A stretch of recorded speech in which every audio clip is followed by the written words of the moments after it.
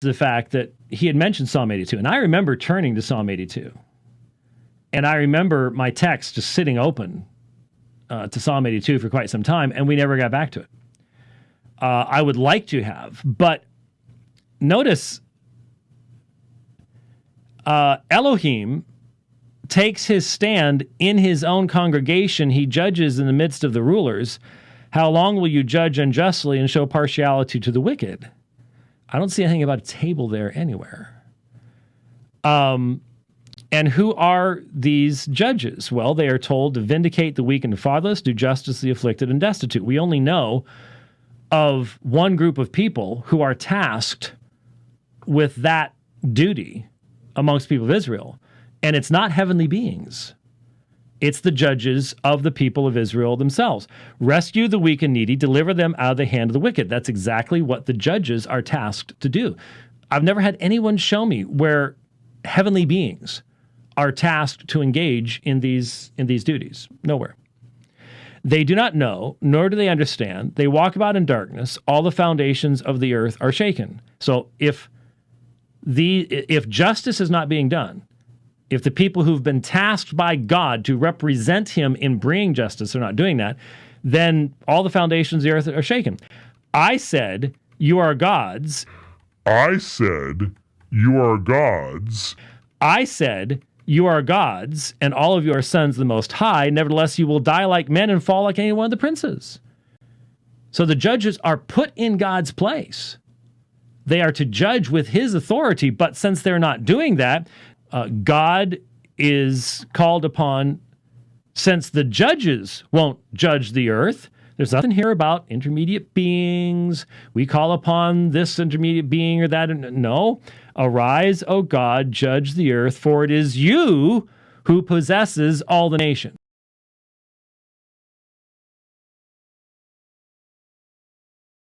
What is the divine council?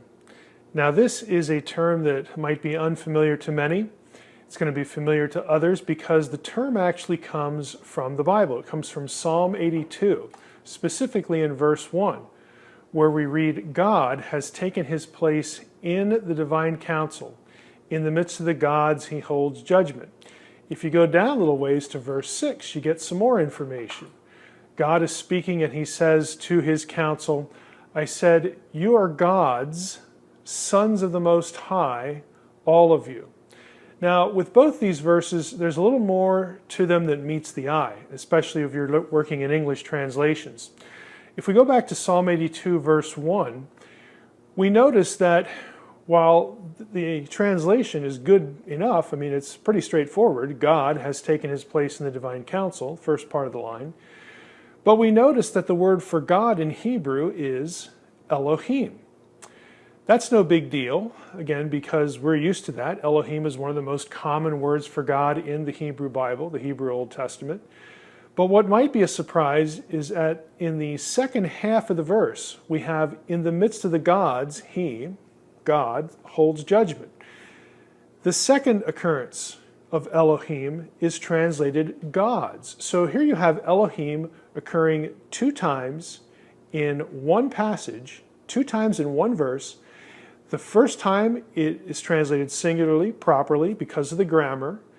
God takes his place in the divine council. And in the second part of the verse, it's translated properly, plural, because of the preposition in the midst of. Can't be in the midst of one entity. And so we have plural.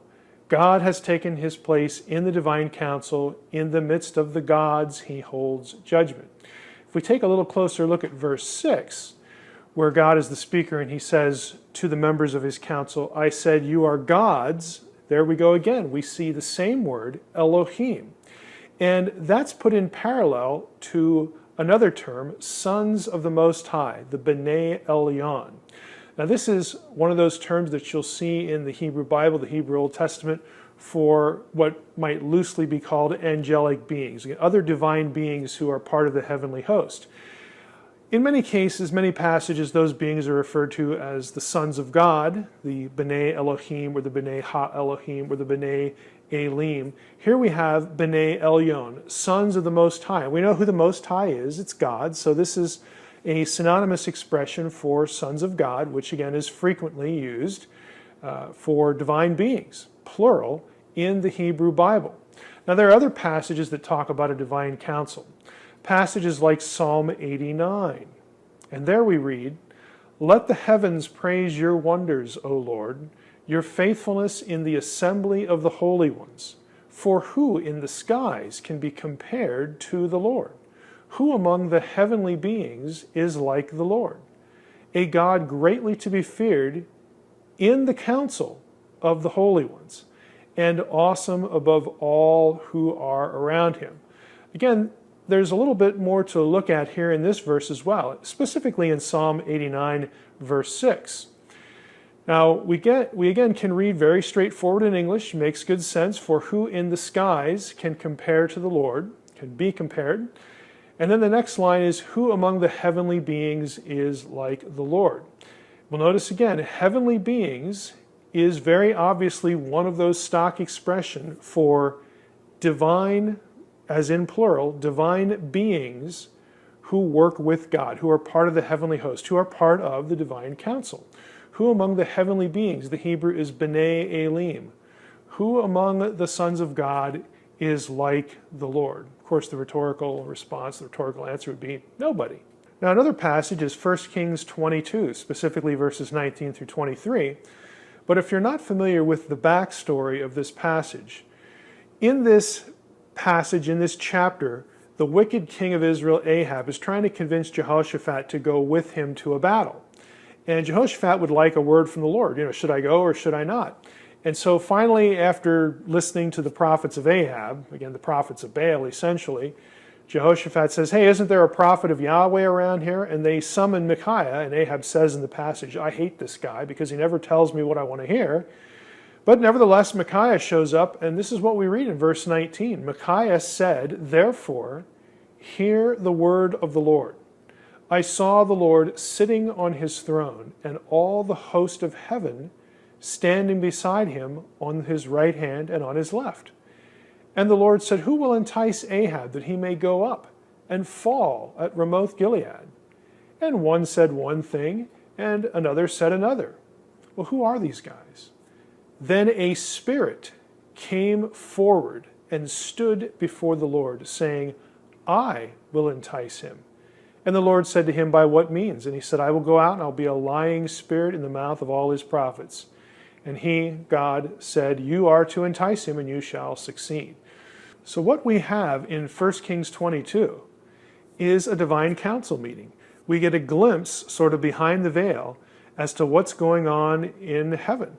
Now, God has decreed that it's time for Ahab to die. But what we see in 1 Kings 22 is he allows the members of his council, the members of the divine council, to participate in how that decree will be carried out. And you'll notice in the passage that these are not idols. These are not men. The members of the heavenly host, the members of God's council, are spirits. Because verse 21 said a spirit came forward and had a suggestion. So we're not dealing with, something really, really weird, like humans reigning with God in the sky. We're dealing with the heavenly host. We're dealing with the divine council. A council that Psalm 82 says are composed of plural Elohim.